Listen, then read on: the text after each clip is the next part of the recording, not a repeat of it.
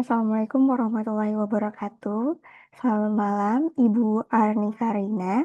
Perkenalkan, saya Dwi Stimula Sembiring dari kelas AK403. Pada kesempatan kali ini, saya akan memaparkan hasil ujian akhir semester mata kuliah akuntansi keuangan 2. Pada UAS kali ini terdapat 4 soal. Langsung saja kita ke soal nomor 1. Pada soal nomor 1 ini terkait dengan investment. Bagian A, in-depth securities. Untuk soal pertama ini, perusahaan yaitu Brandon Company memiliki investasi dalam bentuk obligasi. Obligasi tersebut mempunyai nilai nominal sebesar 5 juta dolar, kemudian kupon rate-nya sebesar 5%, dan yield-nya sebesar 7%. Nah, obligasinya juga memiliki jangka waktu selama 5 tahun, dan pada nomor A, kita diminta untuk menyiapkan jurnal yang terkait dengan obligasi diasumsikan dengan investasi held to maturity. Dan yang pertama, kita diminta untuk mencatat pembelian. Nah, pada soal ini kita bisa melihat bahwa karena menggunakan investasi held to maturity, maka kita menjurnal dengan menggunakan amortized cost. Nilai wajar pada akhir tahun tidak digunakan dalam jurnal. Nah, yang pertama pada tanggal 31 Desember 2019, kita mencatat pembelian obligasi karena Brandon Company membeli obligasi dengan harga 4.589.980 sebagaimana diketahui dalam soal. Nah, maka jurnalnya adalah debt investment pada debit sebesar 4.589.980 dolar dan cash di kredit karena kita akan mengeluarkan uang untuk membeli obligasi. Dan yang kedua, kita diminta untuk mencatat jurnal obligasi tahun 2020, yang mana di tanggal 31 Desember 2020, perhitungannya adalah cash interest yang diterima sebesar 5 juta dikalikan 5%, yaitu 250.000, dan interest revenue-nya menggunakan yield 7%, 4.589.980 dikalikan 7%, dibulatkan hasilnya menjadi 321.299 dolar. Nah, karena interest revenue-nya lebih besar daripada cash interest-nya, maka selisihnya digunakan untuk mengamortisasi diskon, yaitu sebesar 71.299. Nah, jurnalnya yaitu 31 Desember 2020, cash dan debt investment di debit, kemudian interest revenue di kredit. Kemudian soal yang ketiga, kita diminta untuk mencatat jurnal obligasi tahun 2021. Nah, pada 31 Desember 2021, cash interest yang diterima adalah masih sama, yaitu 250.000. Interest revenue-nya menggunakan yield 7%, dibulatkan menjadi 326.290. Dan diskonnya diamortisasi karena interest revenue-nya juga masih lebih besar, yaitu sebesar 76.290. Sehingga jurnalnya pada 31 Desember 2021, cash dan debt investment pada debit, kemudian interest revenue di kredit sebesar 326.290 dolar. Nah, kemudian yang B, kita diminta untuk menyiapkan jurnal terkait dengan obligasi diasumsikan sebagai investasi trading. Kalau yang tadi held to maturity, sekarang trading. Nah, karena trading, kita akan menggunakan fair value. Selain mencatat bunga dan amortisasi diskon, nilai investasi juga harus disesuaikan dengan nilai wajarnya pada akhir periode. Nah, unrealized gain atau loss pada trading itu masuk ke income. Maka jurnalnya yang pertama kita diminta untuk mencatat pembelian. Masih sama seperti held to maturity, jurnalnya adalah debt investment di debit sebesar 4.589.980 dan cash di kredit sebesar 4.589.980 juga. Nah, kemudian kita diminta untuk mencatat obligasi tahun 2020. maka jurnalnya cash dan debt investment di debit, kemudian interest revenue di kredit sebesar 321.299 dengan perhitungan 7% dikalikan 4.589.980 dibulatkan menjadi $321.299. Nah, pada trading, kita mencatat jurnal fair value adjustment, yaitu perhitungannya didapat dari 4.663.287 dikurangi dengan 4.661.279, hasilnya itu 2008. Dan pada kondisi ini, fair value lebih besar daripada carrying amount-nya. Jadi, terdapat keuntungan yang belum direalisasikan. Makanya kita mencatat unrealized holding gain or loss income pada kredit sebesar $2.008. Kemudian yang ketiga, kita diminta untuk mencatat jurnal obligasi tahun 2022. Nah, pada 31 Desember 2022, jurnalnya juga masih sama, cash dan debt investment pada debit dan interest revenue pada kredit. Kemudian juga kita masih mencatat fair value adjustment dengan perhitungan saldo fair value adjustment pada 2022 yaitu 4.820.453 dikurangi dengan $4.819.198, yaitu hasilnya $1.255. Kemudian saldo fair value adjustment pada tahun 2021 kita peroleh sebesar 1.010. Nah, karena terdapat perubahan saldo fair value adjustment dengan selisihnya yaitu 245, makanya kita mencatat jurnal fair value adjustment sebesar 245 dolar di debit, kemudian unrealized gain-nya pada kredit sebesar 245 dolar. Kemudian kita masuk ke bagian B, soal bagian B terkait dengan equity securities. Nah, pada bagian B ini, bagian A-nya kita diminta untuk membuat jurnal yang diperlukan PT Kris selama tahun 2020 dan 2021 apabila PT Kris yang pertama memiliki significant influence. Nah, karena PT Kris kita ketahui bahwa ia membeli 70.000 lembar saham dari 280.000 lembar yang beredar, maka kita peroleh bahwa persentase kepemilikan PT Kris yaitu 25%. Nah, karena kepemilikan ini 25% sudah melebihi dari 20%, maka benar PT Kris memiliki signifikan influence terhadap PT Klunar, sehingga menggunakan equity method. Nah, dalam metode equity method, investasi dicatat sebesar cost dan selanjutnya disesuaikan berdasarkan bagian laba atau rugi serta dividen yang diterima dari investasi. Nah, yang pertama, kita membuat jurnalnya pada tanggal 10 Januari, pembelian saham, yaitu equity investment sebesar 246.400.000 rupiah, yaitu diperoleh dari harga sahamnya 70.000 lembar dikalikan dengan harganya 3.520. Kemudian terdapat komisi broker Rp600.000, sehingga komisi ini kita catat sebagai expense pada debit. Nah, kemudian kas yang dibayarkannya itu harga sahamnya ditambahkan dengan komisi, yaitu sebesar 247 juta, kita jurnal, kita catat pada cash di kredit.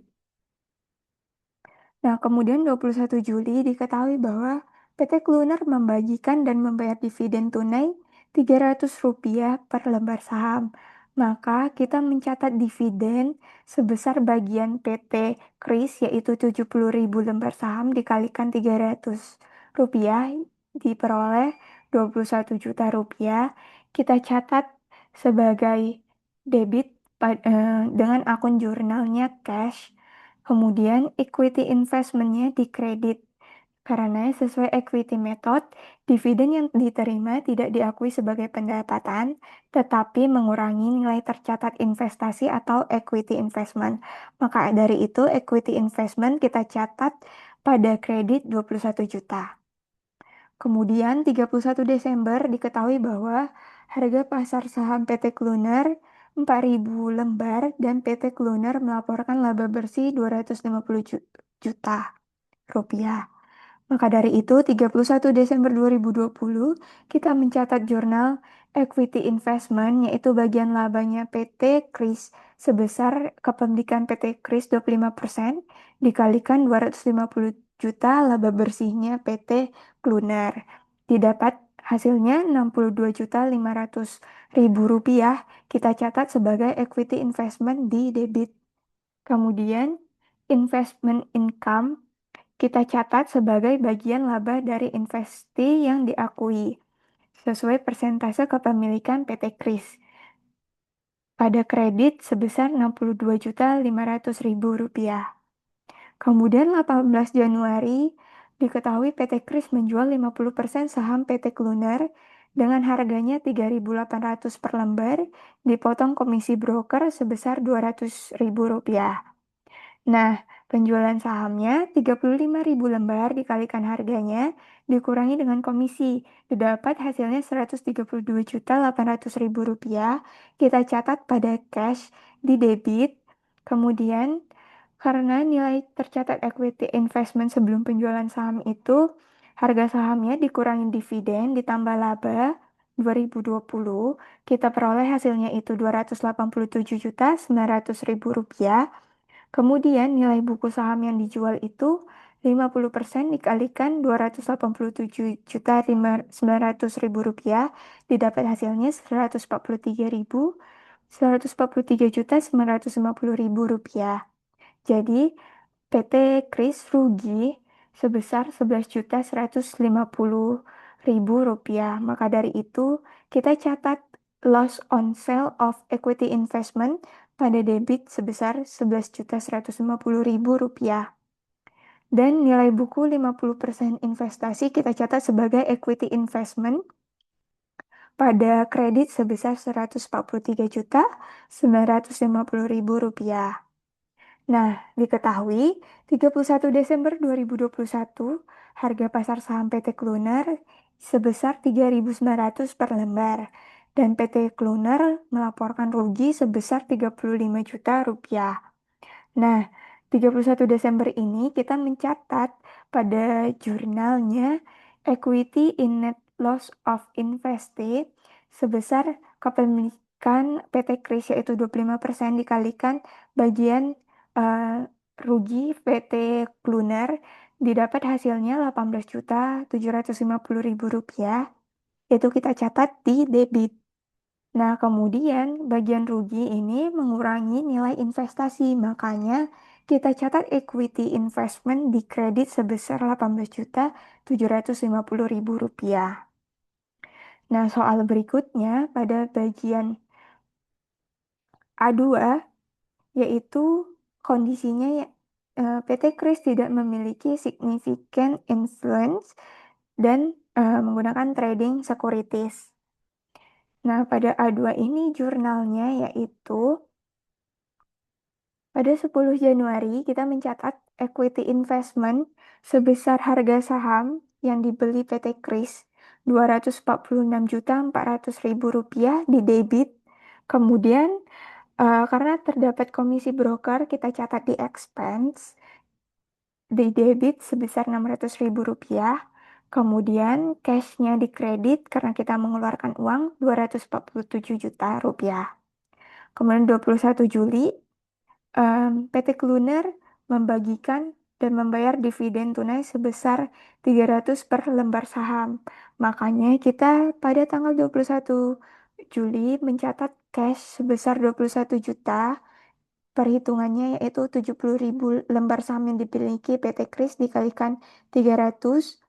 Kemudian dividen revenue pada kredit karena Sesuai investasi trading, dividen yang diterima diakui sebagai pendapatan dividen atau dividen revenue. Makanya kita mencatat dividen revenue pada kredit yaitu sebesar 21 juta rupiah.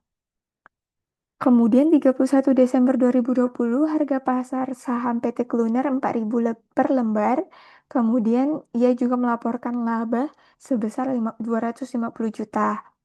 Nah, pada tanggal 31 Desember itu kita mencatat fair value adjustment dengan perhitungan 70 juta dikali 70.000 lembar saham dikalikan 4.000 yaitu harga pasar sahamnya PT Kluner didapat hasilnya 280 juta sehingga kita mendapatkan gain sebesar 33.600.000 rupiah. Nah, itu kita catat sebagai fair value adjustment di debit. Kemudian, karena fair value-nya ini naik, maka terdapat unrealized gain. Makanya itu kita mencatat unrealized holding gain or loss income sebesar 3.600.000 rupiah di kredit. Kemudian 18 Januari, PT Kris menjual 50% saham PT Klunar.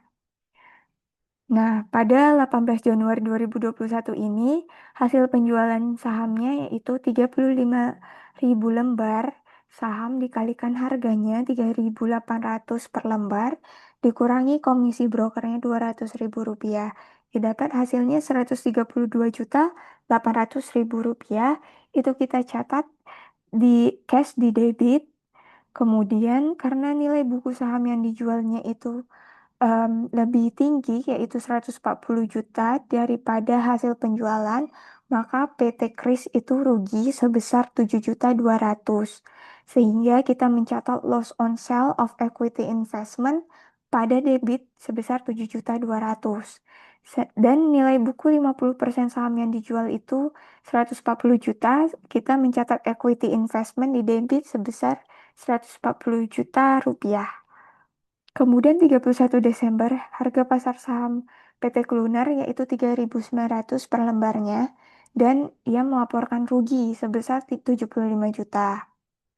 Nah, pada 31 Desember 2021, kita hitung nilai wajar sahamnya kita dapat sebesar 136.500.000 dan nilai tercatatnya 140 juta sehingga terjadi penurunan nilai sebesar 3.500.000 rupiah.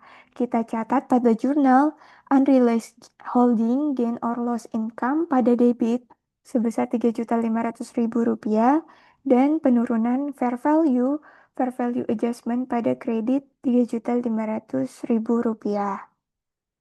Kemudian soal yang B1, kita diminta untuk menyajikan investasi PT Kris di laporan keuangan tanggal 31 Desember 2021 apabila yang pertama memiliki signifikan influence. Nah, karena PT Kris kepemilikan sahamnya adalah 25%, sehingga menggunakan equity method. Karena PT Kris memiliki signifikan influence. Nah, kita peroleh nilai tercatat equity investment-nya yaitu dengan mengurangkan harga saham dengan dividen ditambah laba pada tahun 2020. Kita peroleh hasilnya 287.900.000 rupiah dan nilai investasi setelah penjualan 50% sahamnya kita peroleh 143.950.000. Kemudian dikurangi lagi dengan bagian rugi PT Kluner pada tahun 2021 diperoleh bahwa didapatkan 125.200.000 rupiah. Sehingga investasi yang disajikan pada laporan keuangan pada tanggal 31 Desember 2021 yaitu equity investment 125.200.000 rupiah. Dan tampilan statement of financial position-nya pada 31 Desember 2021 seperti ini. Karena kita tidak memiliki informasi aset lainnya, maka yang saya tampilkan pada statement of financial position ini hanya equity investment sebesar 125.200.000 rupiah. Kemudian B2, diminta kondisinya tidak memiliki significant influence dan menggunakan trading securities. Untuk trading securities, investasi disajikan sesuai harga pasar pada tanggal laporan keuangan, sehingga keuntungan atau kerugian yang belum direalisasikan dari perubahan harga tersebut dicatat dalam net income. Kita hitung terlebih dahulu saham yang dimiliki PT Kris, yaitu 70.000 dikalikan 50%, yaitu 35.000 lembar saham. Nah, fair value-nya per 31 Desember 2021 yaitu 3.900 per lembar dikalikan lembar yang dimiliki PT Kris, kita peroleh hasilnya di Rp136.500.000. Nah, jadi yang dilaporkan dalam laporan keuangan 31 Desember 2021, equity investment sebesar Rp136.500.000. Seperti ini. Kemudian soal yang kedua terkait leasing.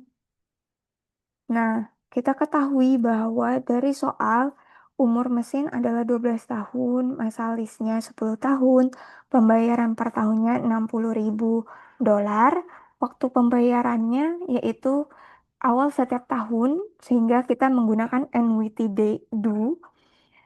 Kemudian guaranteed residual value-nya $15.000, incremental borrowing rate dan implicit interest rate-nya itu sama 10%. Harga jual mesinnya $411.324. Dan biaya pembuatan mesinnya sebesar $250.000. Serta biaya negosiasi dan penutupan sebesar $14.000. Nah, kita diminta untuk menentukan nature of lease-nya. Sehingga bagi Escobar sebagai lessor, lease ini merupakan sales type lease karena Escobar sebagai produsen mesin X-ray, ketika mesin tersebut disewakan, ia memperoleh keuntungan seperti dari penjualan. Sehingga kita tentukan bahwa ini sales type lease. Nah, kita peroleh keuntungannya sebesar $161.324. Sedangkan bagi Pablo Medical Center sebagai lease yang dicatat sebagai finance lease. Nah, yang pertama, lease kita diminta untuk menghitung lease receivable pada awal lease. Lease receivable dihitung pada present value of minimum lease payment ditambah dengan present value of any unguaranteed residual value. Nah, karena residual value dalam soal guaranteed, maka residual termasuk dalam minimum lease payment bagi lessee. Perhitungannya yaitu pembayaran tahunan $60.000, kemudian annuity due factor-nya kita peroleh dari tabel yaitu 6,75902, sehingga present value pembayaran sewanya yaitu pembayaran tahunan dikalikan dengan annuity due factor-nya diperoleh $405.541. Kemudian present value guaranteed residual value-nya diperoleh sebesar $5.783.000.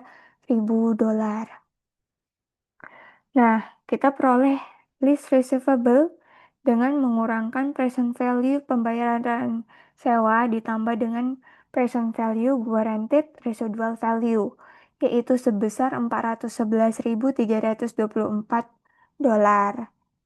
Jadi, list receivable pada awal list yaitu sebesar $411.324. Kemudian yang B diminta sales price-nya.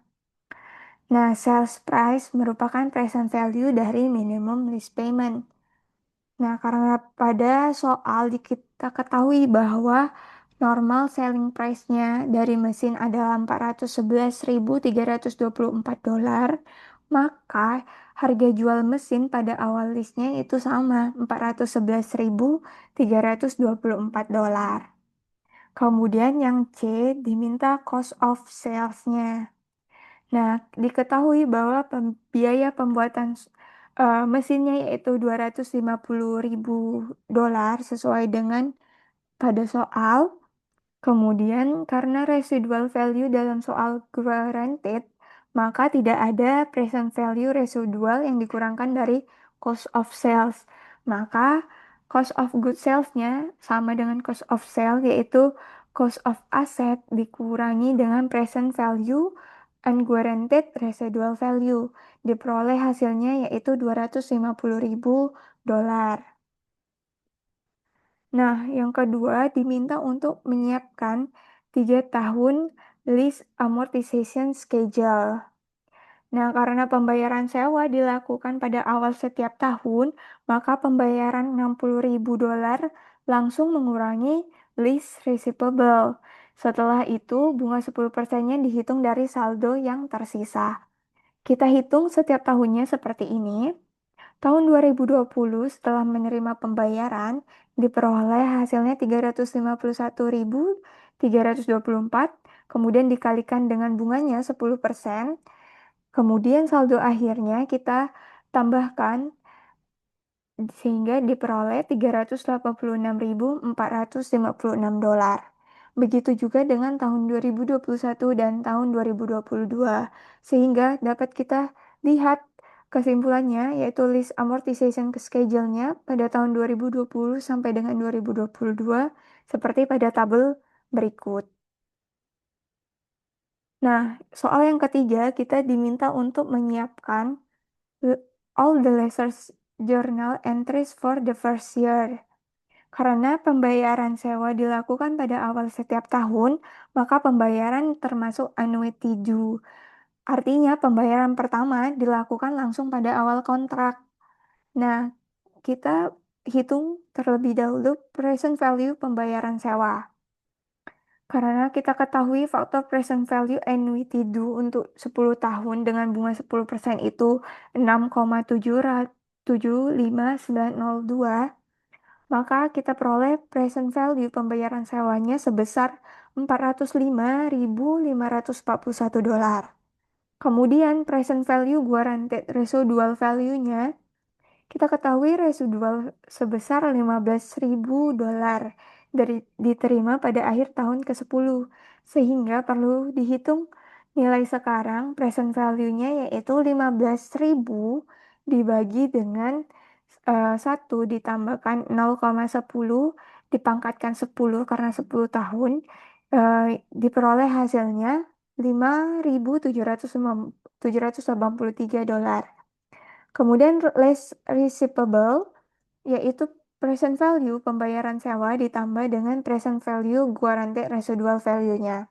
Kita peroleh hasilnya adalah 411.324 dolar. Kemudian selanjutnya kita hitung cost of goods sold-nya. Karena pembiayaan pembuatan mesinnya adalah sebesar 250.000 dolar, dan karena residual value-nya dalam soal itu bersifat guaranteed, artinya tidak ada unguaranteed residual value yang dikurangkan dari biaya mesin, sehingga cost of goods sold-nya sama, yaitu 250.000 dolar. Kemudian kita cari initial direct cost-nya. Daya negosiasi dan penutupan listnya adalah sebesar 14.000 dolar. Daya ini dicatat sebagai expense pada saat list dimulai. Kemudian interest revenue tahun pertama kita dapatkan setelah pembayaran pertama sebesar 60.000 dolar. Saldo list receivable menjadi 411.324 dikurangi dengan 60.000, pembayarannya sebesar kita peroleh 351.324 dolar. Karena menggunakan effective interest method, bunganya dihitung sebesar 10% dari saldo tersebut, sehingga diperoleh interest revenue-nya 10% dikalikan dengan 351.324, kita peroleh Interest revenue pada tahun yang pertama yaitu 35.132 dolar. Nah, jurnalnya seperti ini. Pada 1 Januari, kita catat list receivable pada debit sebesar 411.324. Nilainya tadi berasal dari present value pembayaran sewa ditambah present value guaranteed residual. Kemudian sales revenue-nya dikredit karena mengakui pendapatan penjualan mesin. Kemudian pada 1 Januari 2020, kita juga mencatat biaya mesin yang menjadi beban penjualan, yaitu cost of goods sold pada debit sebesar 250.000. Dan inventorinya kita catat 250.000 pada kredit karena mengurangi persediaan karena mesin telah diserahkan dalam transaksi lease. Kemudian 1 Januari 2020 juga kita mencatat inisial direct cost-nya yang udah kita hitung tadi 14.000 dolar. Pada sales type list, biaya negosiasi dan penutupan dibebankan secara langsung, sehingga expense dicatat pada debit 14.000 dan cash dicatat pada kredit karena mencatat pembayaran inisial direct cost. Kemudian jurnal berikutnya yaitu mencatat penerimaan pembayaran list pertama sebesar 60.000 dolar, sehingga cash pada debit 60.000 dan pembayaran pertama ini mengurangi piutang list, sehingga list receivable kita catat pada kredit sebesar 60.000 dolar. Selanjutnya kita mencatat pada tanggal 31 Desember 2020 menghitung bunga dengan effective interest method sehingga kita dapatkan saldonya yaitu 351.324 dikalikan tingkat 10% sebesar 35.132 dolar kita catat sebagai kredit interest receivable dan mengakui pendapatan bunganya selama tahun 2020 seperti yang kita telah hitung 35.132 dikredit sebagai interest revenue.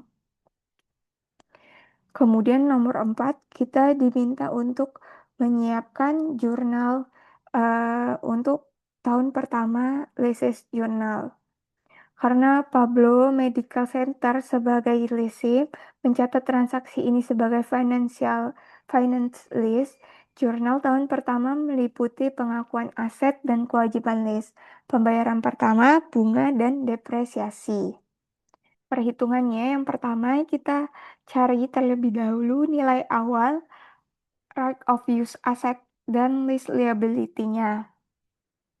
Nilainya sama dengan nilai awal listnya, yaitu list liability-nya sebesar 411.324.000 dolar sesuai pada soal. Kemudian pembayaran pertamanya, karena pembayaran dilakukan di awal tahun, maka ROU asetnya dikurangi dengan pembayaran pertama didapatkan sebesar 351.324 dolar.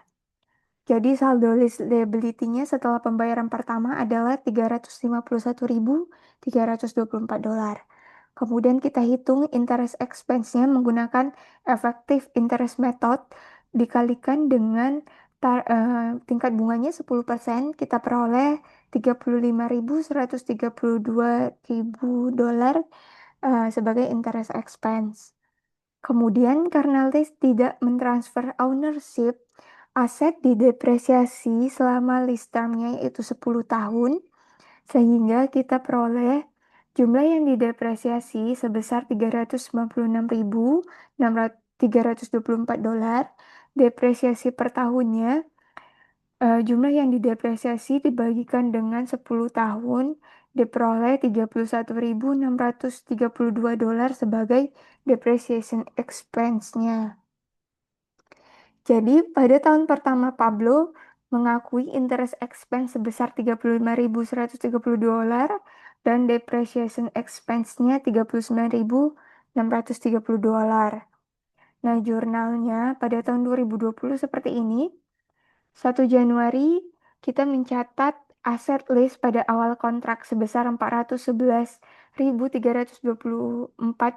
yaitu nilai present value dari pembayaran listnya sebagai list equipment pada debit, dan mencatat kewajiban yang timbul pada awal kontrak sebagai list liability di kredit sebesar $411.324. Kemudian kita juga mencatat pembayaran sewa pertama yang karena dilakukan pada awal tahun, pada 1 Januari, kita mencatat list liability pada debit 60.000 dan cash di kredit sebagai pembayaran 60.000. Kemudian kita mencatat bunga pada 31 Desember 2020, yaitu interest expense-nya sebesar $35.132 dan mencatat bunga yang masih harus dibayar pada akhir tahun sebagai interest payable pada kredit sebesar $35.132. Kemudian pada akhir tahun kita mencatat penyusutan. Nilai yang disusutkan itu depreciation expense-nya perhitungannya 411.324 dikurangi dengan 15.000 sehingga diperoleh 396.324. Kita bagi depresiasi per tahunnya yaitu 10 tahun sehingga kita dapat hasil akhir depreciation expense-nya $39.632.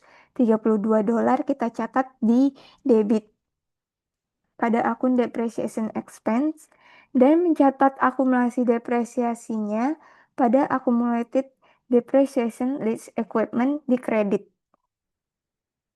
Nah, soal berikutnya, soal yang ketiga, accounting for error. Nah, pada problem A, kita diminta untuk membuat jurnal koreksi atau adjustment dari Yodako. Maka pada 1 Januari 2012 kita mengoreksi pembelian truk yang sebelumnya seluruhnya dicatat sebagai expense. Cost truk dicatat sebesar $196.000. Maka kita harus mengoreksi pembelian ini pada akun truk di debit $196.000 dan accumulated depreciation truknya kita hitung terlebih dahulu depresiasinya selama tahun 2009 sampai dengan 2011 yang seharusnya dicatat seperti ini. Depresiasi per tahunnya kita cari harga pembelian truknya 196.000 dikurangi 16.000 kemudian dibagi 6. Kita peroleh 30.000, kemudian 30.000 ini depresiasinya kita karena 3 tahun 2009 sampai dengan 2011 kita kalikan 3 didapat hasilnya $90.000. Ini kita catat sebagai accumulated depreciation truk pada kredit dan kita mengoreksi kesalahan periode sebelumnya di retain earnings yaitu kita catat di kredit 106.000 dengan perhitungannya didapatkan dari harga pembelian truk dikurangi dengan akumulasi depresiasinya sehingga didapat 106.000 kita catat di kredit. Kemudian kita catat depresiasi truk juga kita koreksi pada tahun 2012. Dengan perhitungan yang sama, kita peroleh depreciation expense truknya kita catat di debit sebesar $30.000. Kemudian kita catat juga akumulasi depresiasinya di kredit. Selanjutnya, pada 31 Desember 2012 kita juga kembali mencatat depresiasi 2012 seharusnya karena pada 2012 seharusnya menggunakan double declining balance sebesar 46.080, sedangkan yang sudah dicatat itu menggunakan straight line sebesar 36.000 sehingga kita peroleh selisihnya sebesar $10.080 kita catat sebagai depreciation expense cement plan pada debit dan accumulated depreciation comment plan pada kredit sebesar 10.080 karena nilai ini menambah akumulasi depresiasi semen plant. Dan yang terakhir, kita mengoreksi mesin. Kita hitung dulu nilai buku 2012, yaitu 85.000 dikurangi dengan 3 dikali 8.000, kita peroleh hasilnya $61.000, sehingga depresiasi yang baru adalah 61.000 dikurangi 3.000 dibagi dengan 4, kita peroleh hasilnya $14.500. Nah, karena sebelumnya sudah dicatat $8.000, maka adjustment-nya adalah 6.500, kita catat sebagai depreciation expense machinery pada debit dan menambah akumulasi depresiasi machinery pada tahun 2012 di kredit sebesar 6.500. Nah, hal ini dikarenakan kalau untuk truk itu kesalahan pencatatan truknya karena biaya pembeliannya harusnya dicatat sebagai aset, justru dibebankan seluruhnya sebagai expense. Nah, koreksinya dilakukan melalui retained earning seperti yang tertampil pada jurnal ini. Nah, selanjutnya untuk semen plant, perubahan pencatatan dari metode depresiasi sebelumnya, yaitu straight line, ke metode baru, yaitu declining balance. Sehingga depresiasinya pada periode sebelumnya tidak perlu disesuaikan. Dan selanjutnya untuk machinery, ini perlu dikoreksi karena perubahan useful life dan residual value. Sehingga perhitungan depresiasi yang baru digunakan mulai tahun 2012 berdasarkan carrying amount yang tersisa saat estimasi berubah. Kemudian soal yang B, kita diminta untuk menghitung net income yang seharusnya dilaporkan. Pada tahun 2010, net income awalnya yaitu 360.000, depresiasi truk yang belum tercatat yaitu 30.000, sehingga kita lakukan adjustment, diperoleh net income-nya sebesar 330.000. Begitu juga dengan tahun 2011, kita dapat net income-nya setelah adjustment sebesar $420.000. Dan untuk tahun 2012, net income awalnya yaitu $480.000. Kemudian penyesuaian yang perlu dilakukan yaitu depresiasi truknya 30.000, ditambah lagi dengan depresiasi semen plant-nya 10.080, ditambah lagi dengan depresiasi machinery sebesar 6.500, sehingga total penyesuaiannya sebesar 46.580. Nilai ini dikurangkan dari net income yang sudah dicatat di awal, sehingga net income-nya setelah penyesuaian yaitu sebesar 433.420. Nah, hal ini tertampil pada worksheet berikut. Nah, kemudian soal yang C, kita diasumsikan beginning retained earning pada tahun 2010 adalah sebesar $1.260.000. Nah, ditanya berapa retained earnings pada tahun 2010 setelah penyesuaian. Nah, karena pada tahun 2009 perusahaan salah mencatat, yaitu seharusnya mencatat depresiasi sebesar 30.000, yaitu penyesuaian mesin, depresiasi truk, tetapi justru membebankan seluruh biaya pembelian truk sebesar 196.000 sebagai expense, maka selisih kesalahannya kita peroleh $166.000. Nah, artinya expense tahun 2009 ini terlalu besar, yaitu sebesar $166.000. Sehingga retained earnings juga sebelumnya terlalu rendah, sebesar yang sama $166.000. Nah, makanya beginning return earnings pada tahun 2010 harus kita sesuaikan, yaitu 1.260.000 ditambahkan dengan 166.000, kita peroleh bahwa beginning return earnings pada 2010 setelah penyesuaian yaitu sebesar 1.426.000 dolar. Nah, hal ini juga bisa dilihat pada worksheet berikut. Kemudian yang D, kita em, diberikan nilai bahwa ending balance of retained earning pada tahun 2012 sebesar 1.800.000 dolar. Kemudian yang ditanya adalah berapa ending balance of retained earnings pada tahun 2012 setelah penyesuaian. Sesuai dengan soal ini, kita asumsikan bahwa beginning return earnings pada 2010 itu sudah benar, yaitu sebesar 1.260.000. Nah, ending return earnings juga diketahui sebelum adjustment, yaitu sebesar 1.800.000 dolar. Nah, penyesuaian yang memengaruhi nilai return earnings pada tahun 2012 adalah sebagai berikut. Depresiasi truk pada tahun 2010, 2011, dan 2012, kemudian ditambah lagi dengan nilai depresiasi cement plant, dan ditambah lagi dengan depreciation machinery, maka total penyesuaiannya yaitu sebesar 106.580 dolar.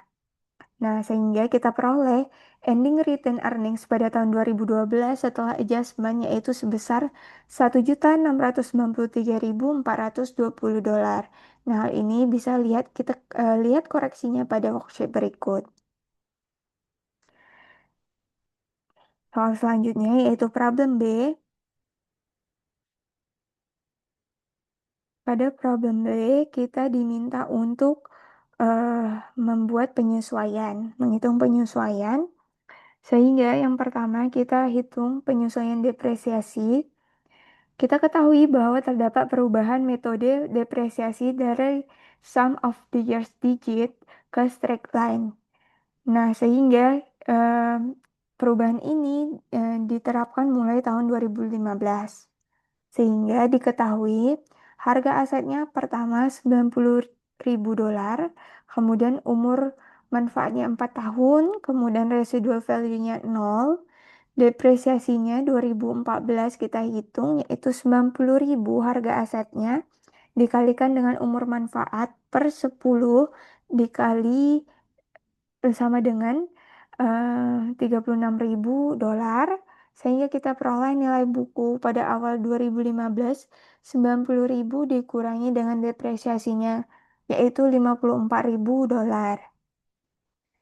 Nah, diketahui pada soal mulai 2015 perusahaan menggunakan metode straight line. Karena yang tersisa masih 3 tahun lagi, makanya kita bagikan 54 juta dibagi dengan 3, kita peroleh depresiasi 2015 seharusnya yaitu 18.000 dolar. Nah, karena laporan awalnya mencatat depresiasi expense sebesar 27.000 dolar, selisihnya yaitu 9.000 dolar. Artinya, depresiasi expense 2015 itu terlalu besar 9.000 dolar. Sehingga net income 2015 harus ditambahkan dengan 9.000 dolar. Kemudian yang kedua, penyesuaian inventory 2014. Nah, kita ketahui pada soal bahwa ending inventory 2014 yaitu overstate sebesar 20.000 dolar. Artinya, cost of sales 2014 itu seharusnya lebih besar 20.000 dolar. Sehingga 78.000 dolar harus dikurangi dengan overstate-nya sehingga kita peroleh net income yang benar pada tahun 2014 adalah 58.000 dolar. Karena ending inventory 2015 sudah dinyatakan benar, kesalahan inventory tersebut akan berbalik pada tahun 2015. Akibatnya net income 2015 menjadi lebih besar sebesar 20.000 dolar. Nah, kita lihat koreksinya pada worksheet berikut. Seperti ini, net income-nya dikoreksi 20.000 di debit, sehingga saldonya setelah koreksi 58.000. Kemudian retained earnings pada tahun 2014 juga dikoreksi sebesar 20.000. Net income 2015 inventory juga dikoreksi pada kredit. Net income 2015 depreciation-nya juga dikoreksi 9.000 pada kredit. Dan retained earnings pada 1 Januari 2015 juga dikoreksi di debit 20.000. Dan retained earnings pada akhir tahun 2015 juga dikoreksi 9.000. Maka kita bisa melihat saldo setelah koreksi pada worksheet berikut. Nah, laporan adjustment revisi retained earnings-nya bisa dilihat bahwa pada tanggal 1 Januari untuk tahun 2015 dan 2014 tertampil pada tabel berikut.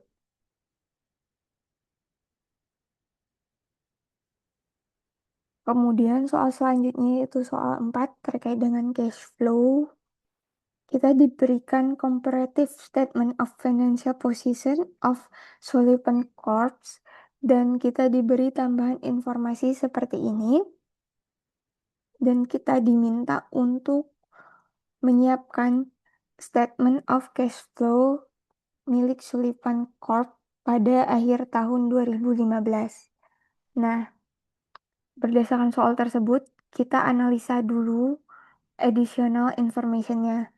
Yang pertama, diketahui bahwa Sullivan memiliki 25% saham dari Mears Co. Kemudian Mears memperoleh income sebesar 140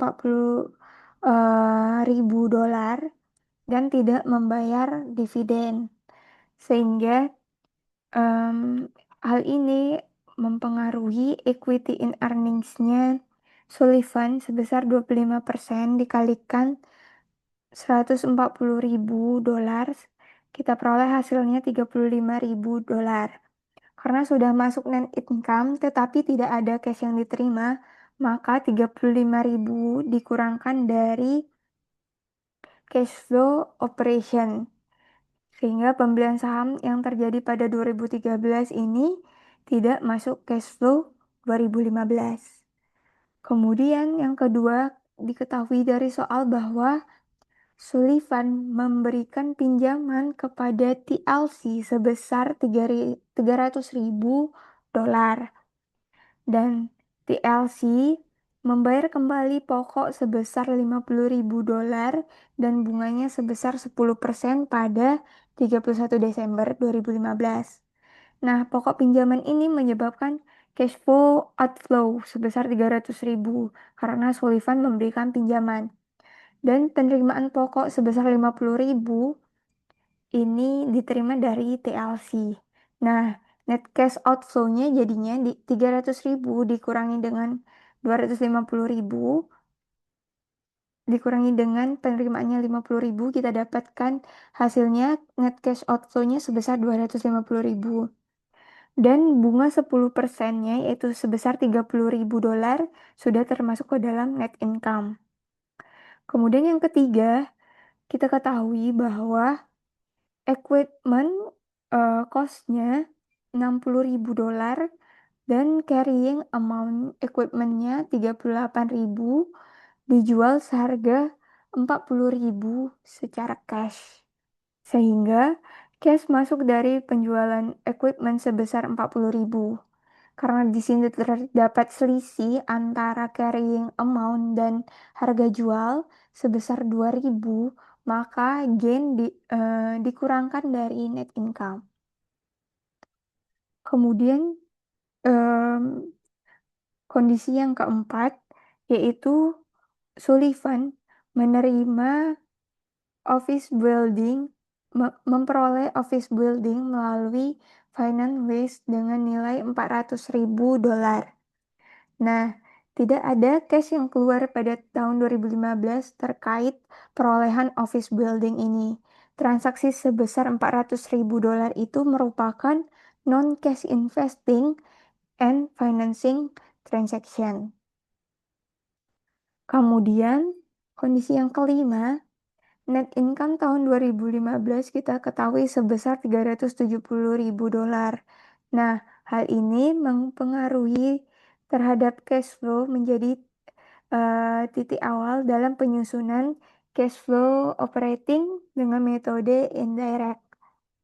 Kemudian kondisi yang keenam, Sullivan mengumumkan bahwa dividen 2014 sebesar 100.000 dolar dibayar pada 28 Februari 2015, kemudian dividen 2015 sebesar 80.000 dolar baru dibayar pada 28 Februari 2016. Nah, cash dividen yang benar-benar dibayar selama 2015 adalah yang 100.000 dolar, sehingga menjadi cash outflow dalam financing activities. Nah, selanjutnya kita deteksi perubahan akun yang berkaitan dengan cash flow. Yang pertama adalah net income. Nah, net income tahun 2015 sebesar 370.000 digunakan sebagai titik awal penyusunan cash flow dari operating activities dengan indirect method. Nah, ini menambah sebesar 370.000. Kemudian selanjutnya akun accumulated depreciation.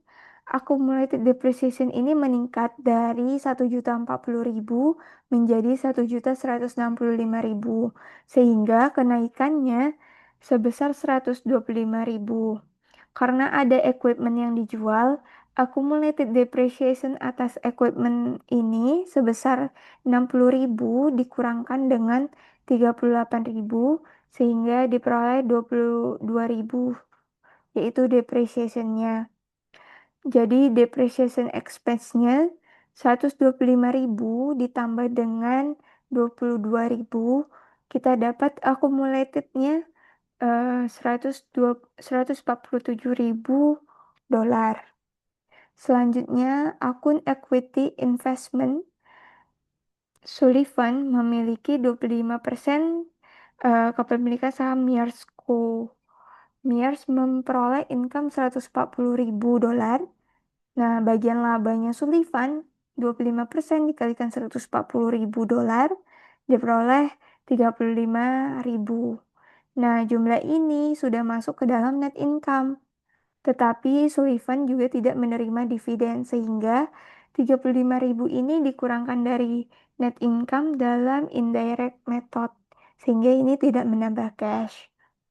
Selanjutnya akun inventory. Inventory meningkat dari 1.715.000 dolar menjadi 1.850.000 dolar.